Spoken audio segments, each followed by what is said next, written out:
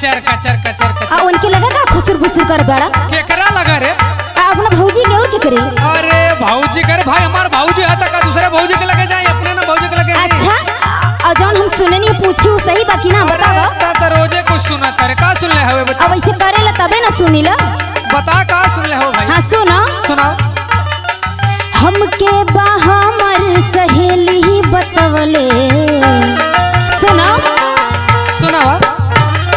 हमके बाहमर सहेली बतवले बड़ा तुम अनुभव जाई फसवले।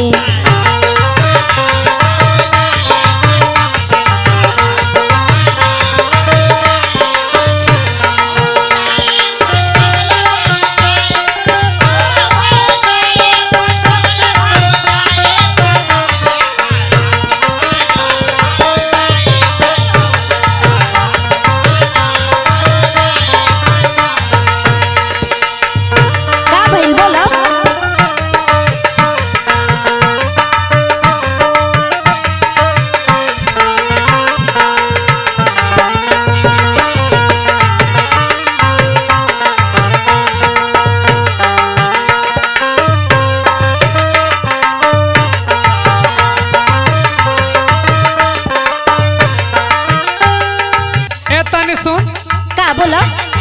रोज की आदत ये तो हमें अच्छा ना लगे। तो ही सुधर जाना बोलो। बंद करिए अपने पुराने ग्रंथ गाथा। अच्छा चलो यहाँ से। सब रहे तो कुछ नौटंकी रोज रहेला। हाँ काहे ना। बंद करिए अपने पुराने ग्रंथ गाथा, खराब जनी कर पगली रे हमरो माता। अच्छा अब खराब लगे लगल हमार बोली।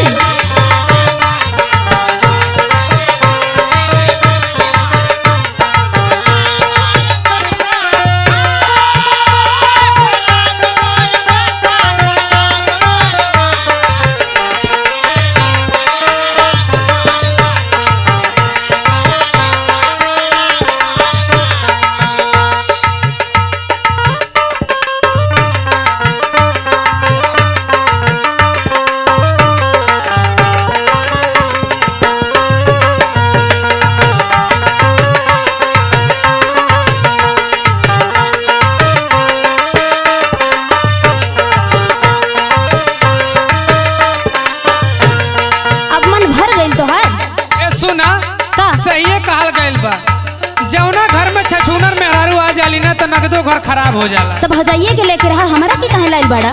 ना सुनावा। सुनो हाँ सुनो। भर गइल मन ताक दे बाधियना।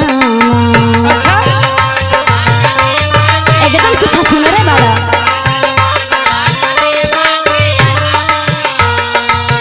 भौजी से जब तो हर चलत बा कमान। जौन सुना तनी वही ना कहतनी।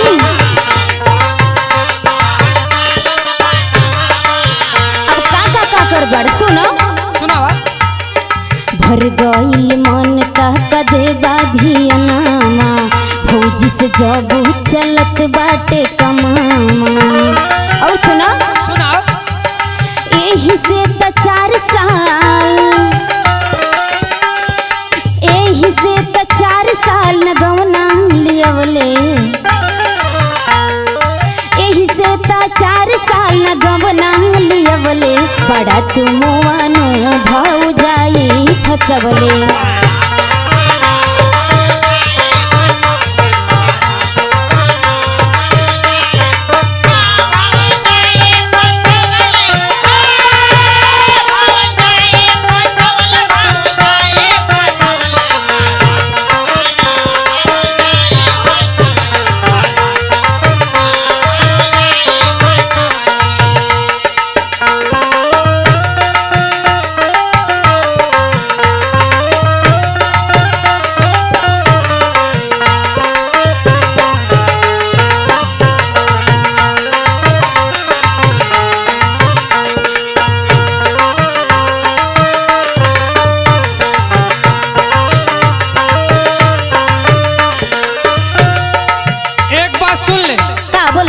हमरा के जवन कहे के बका, लेकिन हमरा भौजी के कर कुछ बोलबी। अच्छा अच्छा काहे पीरा पहुँचत बा। तब मार के हाथवा गुड़वा तोड़ दे।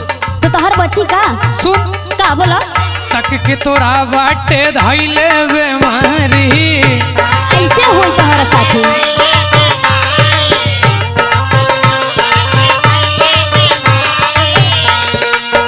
भौजी हमार बाड़ी अरे हाँ काहे ना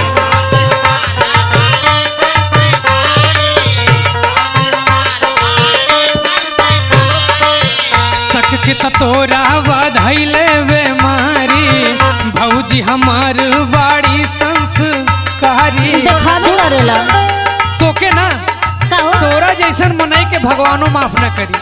आ तू पहले सुधर जा। सुन तोके माफ न करी है विधाता आपन झंखा तोके माफ न करी है विधाता खराब जानी कर पगली रे हमरो माथा।